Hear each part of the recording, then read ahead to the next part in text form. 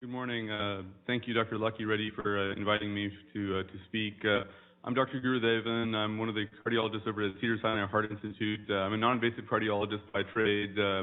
My expertise is in echocardiography and in cardiac CT. What I want to talk about today is the role of transesophageal echocardiography and your echocardiographer in left atrial appendage exclusion. The previous speaker had brought up that knowledge of cardiac anatomy and echocardiography is really crucial to the success of any left atrial appendage exclusion program, and we're going to go through some of our images that we've generated in our experience with the Watchman and the LAA devices at Cedars-Sinai. First off, I have no disclosures. So some of the current LAA occluder devices, and I haven't included all of them here, but these are some of them, including the Watchman device, the Amplaster cardiac plug, and the Lariat device. Multiplane transesophageal echocardiography is the gold standard for assessing the size, function, and morphology of the left atrial appendage. It's a real-time imaging modality. The information you get from TEE is the information you have right now, and that's the advantage of TEE over other imaging modalities that look at the appendage. With novel technologies, but with 2D and 3D TEE, we're able to see multiple 2D angles, and our standard 2D TEE views of the left atrial appendage are at 0, 45, 90, and 135. Performing TEE is very, very important, as the choice of the size of a device is really critically based on left atrial appendage dimensions. This is an example for the Watchman device. The device diameter that we select is dependent on the size of the left atrial appendage ostium that we measure in multiple views. We select the largest ostial measurement from the 4 standard views to determine the size of the Watchman implant. We tend to oversize the device about 10 to 20% as we expect device diameter compression after implantation. This is an example of our TEE measurements standard at 0, at 45, at 90, and at 135. And you'll notice that the diameter of the appendage is different at each of these views, suggesting the appendage is probably not circular, but rather elliptical in shape. Another important tool that we use TEE for is to identify contraindications. The question is, should we proceed with a Watchman device in this patient? Well, the answer is no. Not so much. Not so much. So, wanted to show you guys your enemy. This is the enemy that we are trying to defeat through our left atrial appendage exclusion program. We have to see our enemy to understand it and understand what we need to do to stop this from happening, because this is the deleterious consequence that leads to a stroke in the majority of AF patients, is left atrial appendage thrombus, and TEE is the best way to identify this. Sometimes you can see evidence of something that isn't quite thrombus in the left atrial appendage, and we sometimes notice this with TEE, and we can give echo contrast to see if there is a filling defect in the left atrial appendage. This is an example of sludge or pre-clot, or the generation of dense spontaneous echo contrast that turns into clot eventually. And one of the techniques we use, we give an echo microvocal contrast agent to see if there is adequate filling of the appendage. In this case, there clearly is not, so we don't want to proceed in this case either. To exclude thrombus, TEE is the accepted gold standard. With 3D TEE, we have a major advance in imaging technology. What we have, instead of a single plane that we rotate, we have a multiple plane pyramidal array. The computer can select whichever plane we'd like within this pyramidal array. This is a rapidly advancing technology with transducers getting smaller and smaller. It's been a really tremendous boon to transesophageal echocardiography. Some of the modes of acquisition we use with 3D TEE include the live 3D mode, which is the continuous real-time display of a small wedge of information. We can also perform 3D zoom, which is a real-time display of a region of the heart that's zoomed in with a selected elevation thickness. So you can select the size of the wedge and the thickness of the wedge. And finally, there's the full volume acquisition. This is a summed acquisition over 4 to 6 beats of a full volume of the heart. And some newer software enables you to look at this with a single beat. But the way to think of a full volume is this is a cine loop. It's something that you just captured. It's past information. It's not real-time information. And there are different advantages with each of the modes of acquisition. You tend to get much higher frame rates with the full volume acquisition. and you get the best spatial resolution with the 3D zoom method. This is an example of our 3D surgeon's view of the heart. And we say this is the view that a surgeon would take when they looked at the mitral valve and the appendage that they're performing cardiac surgery. Obviously, when the surgeon sees this, the heart is arrested and is not moving. We have the ability to see this in real time as the heart beats. This is a view of the left atrial appendage here, the anterior and posterior leaflets of the mitral valve. And when we lay out an image in 3D, we're able to lay out dimensions. We know what is the aorta and the mitral valve.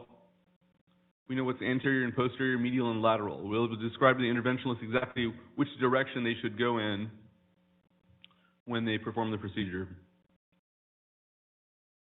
Some of the lessons we've learned from 3D TEE. First off, the left atrial appendage has an elliptical shape. This is a nice example of this elliptical left atrial appendage orifice. In contrast, many of the left atrial appendage occlusion devices are round in shape, so you need to carefully measure both the major and minor axes of this ellipse to have good success. The 3D also helps set up your 2D views. You know what you're looking at when you set up your 2D views. This is an example of what 0 would look like. This would be 45. This would be 90. And this would be 135. And so you can see our two best views are 45 and 135 in most patients. There can be variability in the orientation of the appendage from patient to patient, so these are not hard and fast numbers, rather a general guide to where to start. That's anterior, posterior, medial, and lateral. Again, laying it all out with 3D. Another really tremendous boon of the 3D transducer is the ability to do simultaneous biplane transesophageal echo. So we're able to simultaneously look at 40 in this case and 130 to get a perfect orthogonal projection of left atrial appendage. And this is the 40 view here, and this is the 130 view. We get a nice simultaneous view of a 2D echo image with not much compromise in frame rate and spatial resolution. Spatial resolution is comparable to a regular standard 2D image. This is an example of our biplane TE guidance of the lariat procedure. This is the following the pericardial access. This is the magnet in the left atrial appendage tip. And following deployment of the device, we're able to demonstrate with color that there's no flow and that the left atrial appendage has been occluded. There's that absence of flow that we like to look for. Ultimately, when we see these patients again a month later for a follow-up TEE, we see that the left atrial appendage doesn't exist. There's a smooth border right here, just as you would see with a surgical ligation, and you don't see a left atrial appendage, which is your goal. 3D is very important at every stage of the procedure. In the first stage, the most important stage, is the transeptal puncture.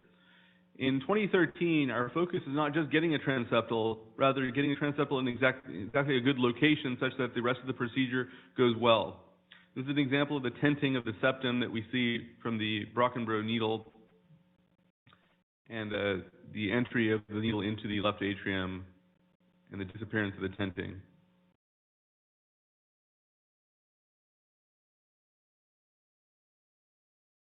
With biplane TE, we're able to triangulate during the transeptal puncture where exactly the needle is along the fossa ovalis. And in this view, which is 45 degrees, in this view, which is 90 degrees, or the bicaval view, we're able to say, do we need to go more anterior, more this way, more posterior, more this way, more superior this way, more inferior? We're able to have a center field view of the needle as it enters the left atrium. Prior to deployment, we want to make sure that both of the lobes are covered in the left atrial appendage, and we're able to do this with 3D TE.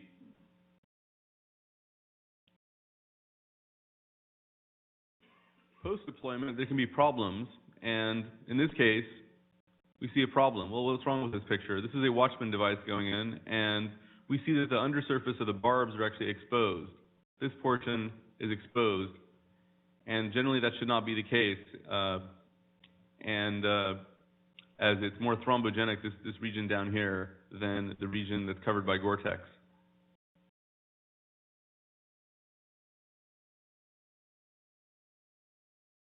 When we do 2D TEE at 0, this is confirmed. We see that a portion of the device is sticking out and is not fully deployed.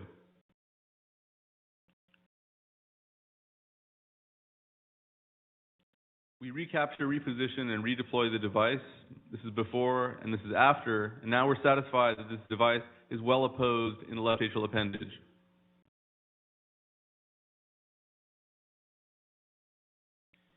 If we're not precise in the positioning of this device, it can have deleterious consequences, and this is a thrombus that's developed on the surface of a device as a result likely of incomplete deployment of the device with the base exposed.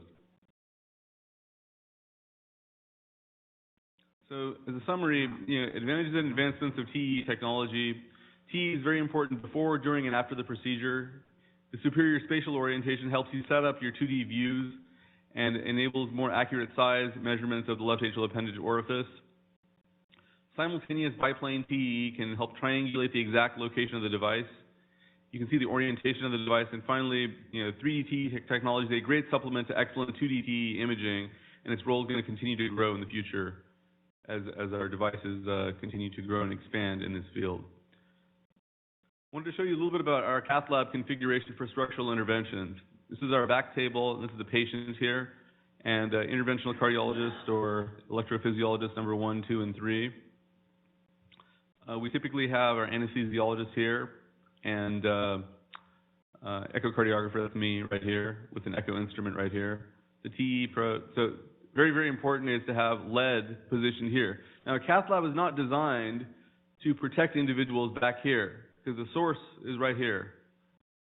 So you want to be friends to your echocardiographer and your anesthesiologist and not let them get blasted in the cath lab, because that's the source. And you want to make sure that there's adequate lead shielding, and to have the probe go, what I like to do is do 2 lead screens and have the probe go between the 2 screens into the patient, and the other end of the probe into the echo machine here. We then slave the echo monitor to the cath lab screen so that the interventionalist is able to see exactly what I'm seeing as I'm forming the images. This is an example of another structural procedure, a TAVI procedure. Echo instruments right here, slaved onto the monitor screen. One of our fellows. Here's the echo instrument behind the patient. This is a MitraClip procedure. This is Dr. Carr, who you will see later today. And this is our echo team in the back here, performing TEE. And again, this is the optimal configuration in your cath lab is if you can slave the echo image to one of your monitors. Very easy to do with our modern echo equipment. Have your hemodynamics and your additional fluoroscopic information as well at the bottom. So above all, you need a team approach for the success of any structural heart program. I wanted to give great acknowledgments to the Cedars-Sinai team, starting with Dr. Saibal Carr, renowned interventional cardiologist and renowned world traveler. I think he's going to write a book on world travel pretty soon because he's covered the greatest number of countries in the shortest number of days. Want to acknowledge our cardiac surgeon, Alfredo Trento, that's been really supportive of our program, and my colleagues in the Echo Lab, Dr. Robert Siegel, the Director of Non-Invasive Imaging at Cedars, Taka Shioda, and Charles Pollack. Thank you very much for your attention. Are you going to talk about CT? Yes. Good.